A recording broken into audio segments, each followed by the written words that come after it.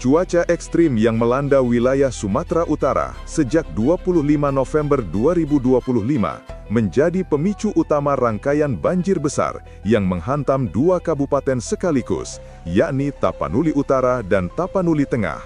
Hujan deras dengan intensitas tinggi turun sejak pagi hingga malam tanpa jeda berarti menyebabkan debit air di sejumlah sungai utama meningkat drastis.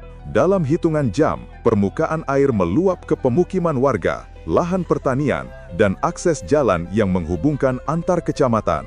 Kondisi ini diperparah dengan topografi kawasan yang sebagian besar berupa perbukitan dan lembah, sehingga aliran air mengarah dengan cepat dan menghantam wilayah padat penduduk. Warga yang tinggal di sepanjang bantaran sungai menjadi pihak pertama yang merasakan dampaknya. Banyak yang mengaku tidak menyangka air naik secepat itu.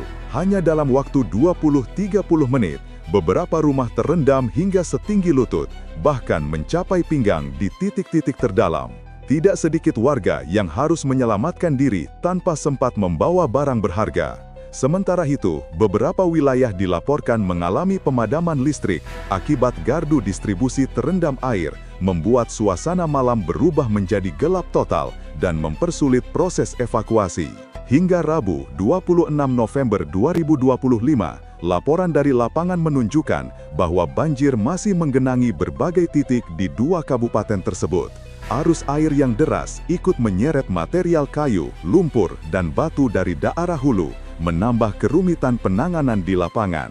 Hingga Rabu, 26 November 2025, laporan dari lapangan menunjukkan bahwa banjir masih menggenangi berbagai titik di dua kabupaten tersebut. Arus air yang deras ikut menyeret material kayu, lumpur, dan batu dari daerah hulu, menambah kerumitan penanganan di lapangan. Pemerintah daerah bersama BNPB dan BPBD segera menetapkan status keadaan darurat bencana untuk mempercepat mobilisasi bantuan. Tim evakuasi telah diturunkan dengan perahu karet dan alat berat untuk membuka jalur yang tertutup material banjir. Selain menyebabkan kerusakan fisik, cuaca ekstrim ini juga menimbulkan kekhawatiran akan ancaman lanjutan, termasuk potensi longsor susulan dan peningkatan debit air akibat prediksi cuaca yang menyatakan hujan masih berpotensi turun hingga beberapa hari ke depan. Otoritas meteorologi terus memantau perkembangan cuaca dan mengeluarkan peringatan dini, mengimbau warga agar tetap siaga, terutama mereka yang tinggal di wilayah rendah dan dekat aliran sungai.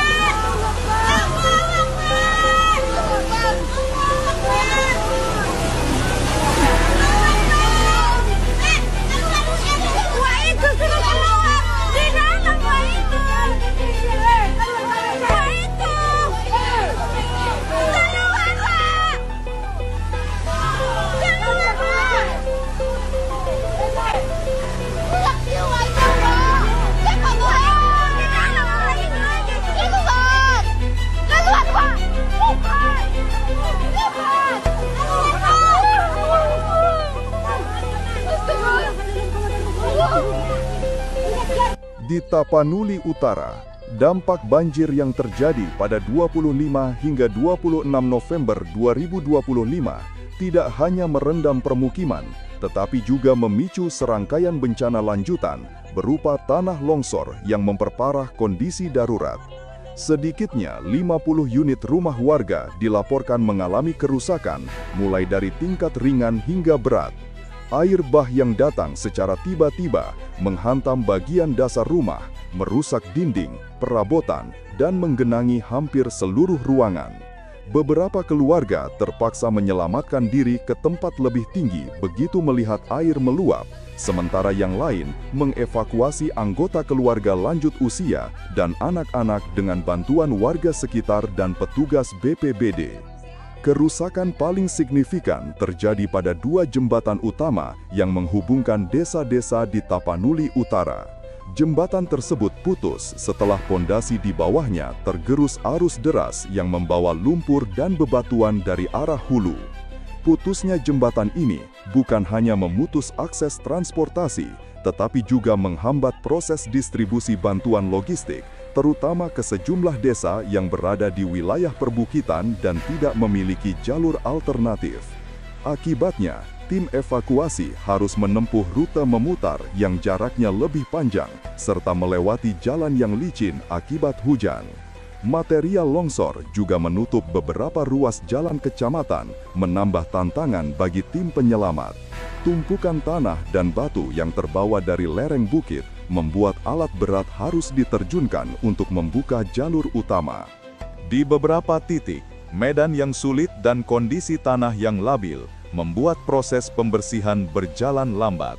Relawan yang berada di lokasi melaporkan bahwa sebagian warga terisolasi selama berjam-jam sebelum akhirnya dapat dijangkau petugas. Situasi ini diperparah oleh kondisi cuaca yang masih belum stabil. Hujan kembali turun di beberapa wilayah pada malam hari, meningkatkan risiko longsor susulan. Pemerintah daerah Tapanuli Utara mengimbau warga untuk menjauhi daerah rawan lereng dan bantaran sungai hingga kondisi benar-benar aman. Posko darurat telah dibuka di sejumlah titik, menyediakan air bersih, makanan siap saji, dan selimut bagi warga terdampak. Selain kerusakan fisik, bencana ini juga memberikan tekanan psikologis bagi warga. Banyak yang masih trauma dengan ketinggian air yang naik dalam waktu singkat, sementara sebagian lainnya khawatir tidak dapat kembali menempati rumah mereka dalam waktu dekat. Upaya pendataan terhadap kerusakan rumah, infrastruktur, dan kebutuhan warga masih terus dilakukan oleh pemerintah daerah, BPBD, dan relawan gabungan. Kak, unahan yung kereta kita, Kak. Tengok na ini, Kak. Allah Akbar. Allah Akbar. Allah Akbar. Allah Akbar. Allah Akbar. Ya Allah. Ayah, bawa saya. Ayah.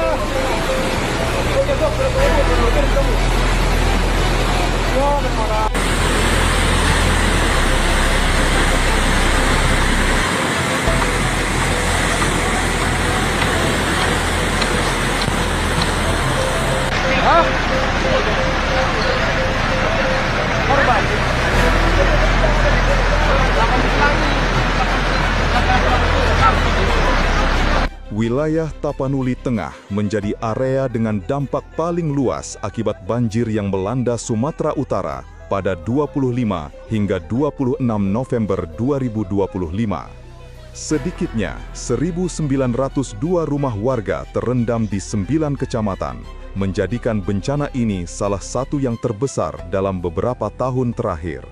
Kecamatan Pandan, Sarudik, Badiri, Kolang, Tuka, Lumut, Barus, Sorkang, dan Pinang Sori mencatat kerusakan yang hampir merata, dengan genangan air yang berkisar dari 40 cm hingga lebih dari 1 meter di titik-titik tertentu. Warga di Kecamatan Pandan dan Sarudik melaporkan air mulai naik pada dini hari, membuat banyak keluarga terbangun dalam kondisi panik. Sebagian besar tidak memiliki cukup waktu untuk menyelamatkan barang-barang penting karena arus air yang terus meningkat. Sementara itu, wilayah pesisir seperti Kecamatan Barus dan Sorkam mengalami kombinasi banjir akibat luapan sungai dan pasang air laut, sehingga genangan bertahan lebih lama dan menghambat proses surut. Beberapa jalan utama yang menghubungkan Barus Sorkam dan Pandan Pinang Sori dilaporkan tidak bisa dilalui kendaraan, memaksa petugas menggunakan perahu untuk menjangkau warga yang terjebak. Di Kecamatan Lumut dan Kolang, banjir juga membawa material lumpur dalam jumlah besar, menutupi akses jalan dan halaman rumah penduduk.